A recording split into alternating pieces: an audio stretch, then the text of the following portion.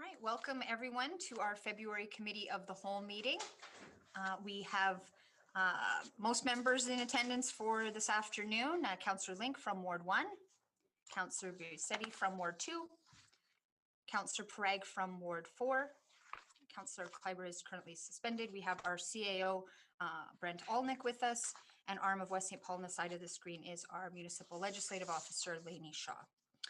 We have a number of items on the agenda. Our first item is 4.5.1, our request for service reports. And so it's an overview of 2020 and 2021 are all attached. And Mr. CEO, I will turn this over to you if there's anything additional you'd like to add. We appreciate all the information and all the hard work that goes behind this request for service process. No, we told council that we would bring this back, a comparison. So we had some reports for year end. We brought a comparison back so you can compare 21 to 20. They're relatively close. We've had some additional, our biggest increase was in garbage and recycling, but I'm not surprised with that because we issued a new program and a new schedule for garbage and recycling. Public Works was down from 20 to 21.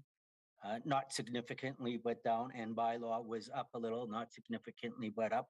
So this report is doing what it should. It's showing us places that, you know, if something's up substantially, let's look at it. If we've had increases, let's look. And then you can break it down further to specific areas of where it took place. So for the tool for us is being able to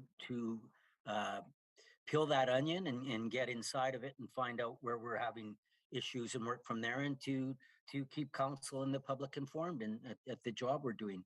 I'll add a stat I seen earlier today that in Selkirk, so we had 582 requests. Selkirk had 2,200. And I think the city was around, the mayor had seen the city in Selkirk's, and the city, I think the mayor was around 40,000 a month, maybe. City of Winnipeg's 40,000 a month. And when we looked at those, their requests for services are similar areas for us. That's all I have to report. It's for the public and council to review when they want. Thank you, Mr. CEO. I will go around our virtual council table here and see if there are any questions. Councillor Parag, any questions, comments on the request for service? Just comments. I'd like to thank all those involved to get this report out and all the individuals that carry out their duties to get it done. And I know they try extremely hard to use people's skills to solve these problems. And I must commend them. Thank you. Thank you, Councillor. Councillor Link, any questions, comments? Well, our bylaws enforcement, we made that a priority, and so an increase is expected. I think it was about 34%, my calculations, but expected. Thank you also for prompt service on the RFSs, and no other comments. Thank you. Thank you. Councillor Busetti. No, it's just good to see, and it's good to use as a tool to see that our numbers are dropping where we want them to. And when things get changed, we can see, like, for example, the garbage, things got changed a little bit in our tender and process, and that's where it went up. So it's showing it where it should be. And it's a good tool to that, you know, they've made up here at the RM, and it's working. So it's good for us to see. Thank you. Thank you. I would echo those comments from everybody else. I think it's great that we get these reports. Prior to this term, staff was always tracking all of the calls with a tracking number and following up. But this council wanted to see these reports, and so we've got transparency now. Our residents can see exactly the numbers of complaints that have been submitted and how those were dealt with, what's outstanding, and the time frame that they're dealt with. So I'm really proud of our transparency on that. And I want to thank our residents. I know our staff is grateful when people report problems that we can quickly address. So a lot of these issues, when staff phone in or drop an email request for service saying there's an issue, our staff can get on that and address those issues. So I'm really proud of this process. Thanks to Karen for compiling this and presenting this for council. Thank you very much. Our next issue down is for discussion 4.8.1, West Pedestrian Bridge Update. Very exciting. Mr. CEO, I will turn that over to you again. I'm just going to ask MLO Laney to put, I have a couple of pictures up and talk briefly on this.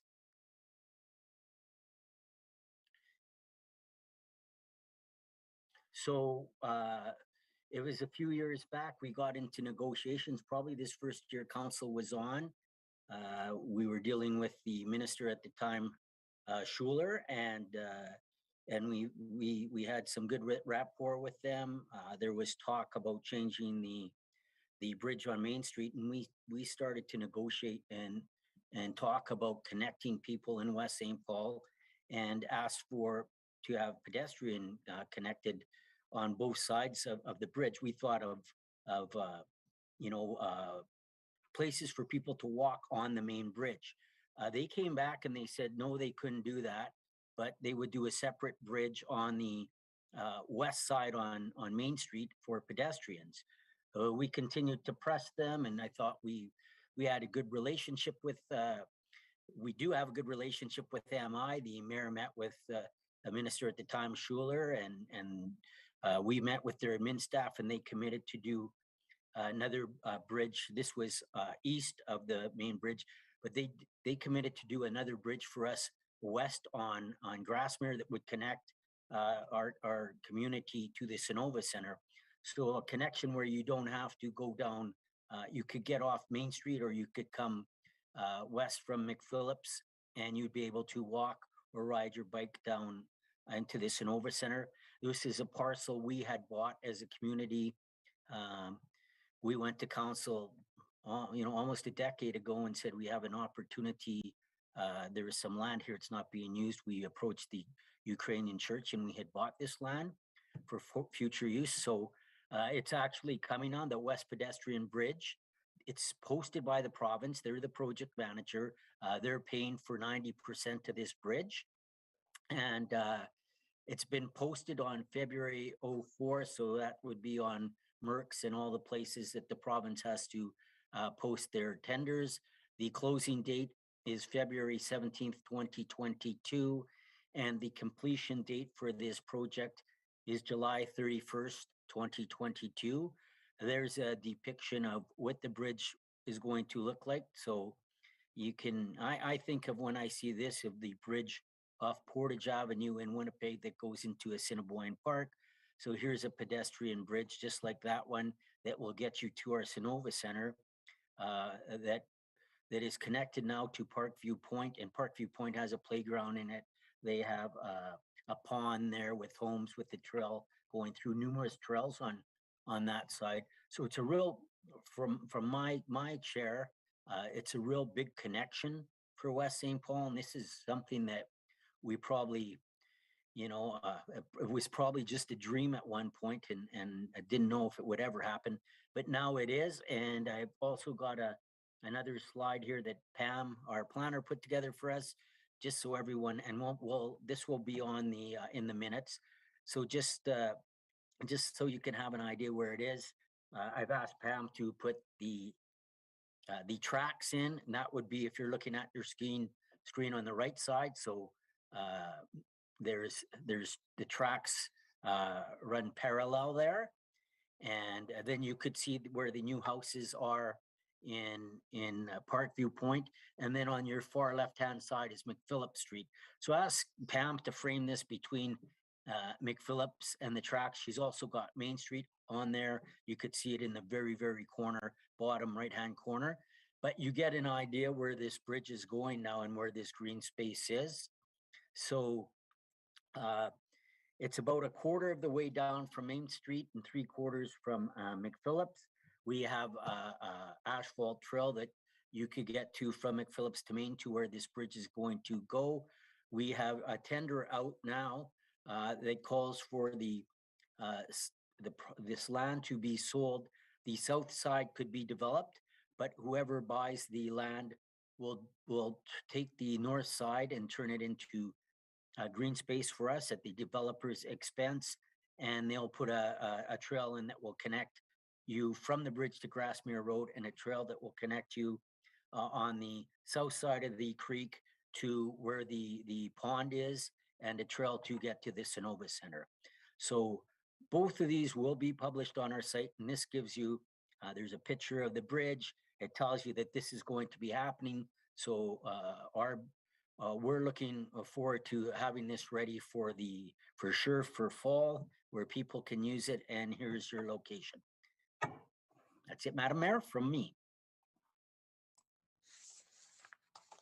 Thank you, Mr. CAO. I will go around the table and see if there are any questions. Councillor Bisetti, any questions for our CAO?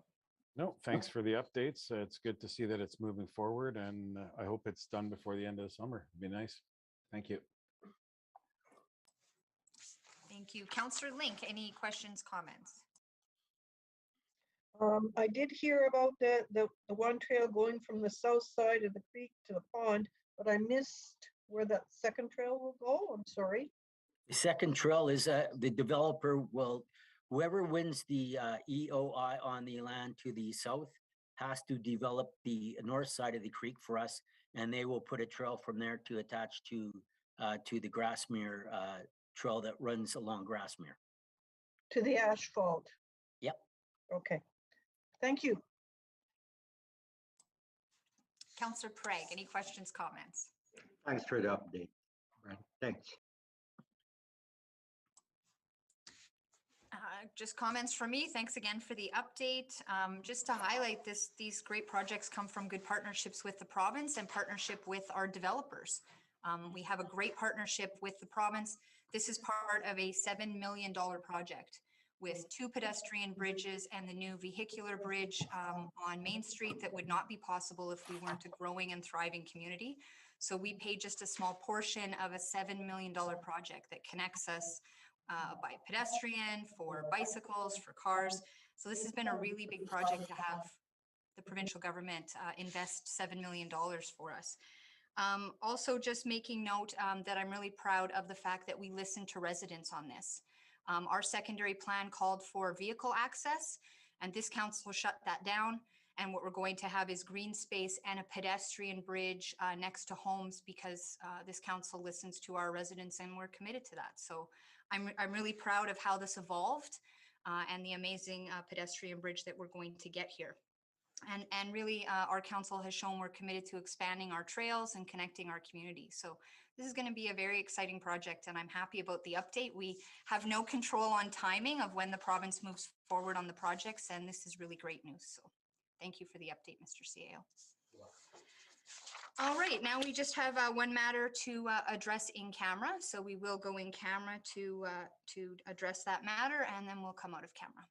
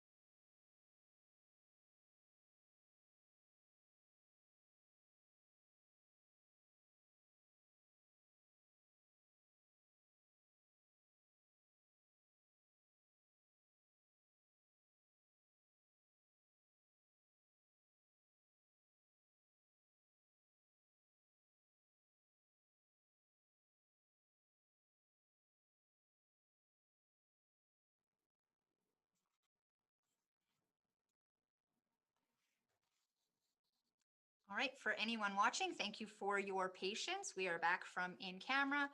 What was discussed in camera was vacant land sale and development 572 Grassmere Road. We received an update from our CAO. Those are all of our items for our committee of the whole meeting this afternoon. Thank you all for joining us and enjoy the rest of your day.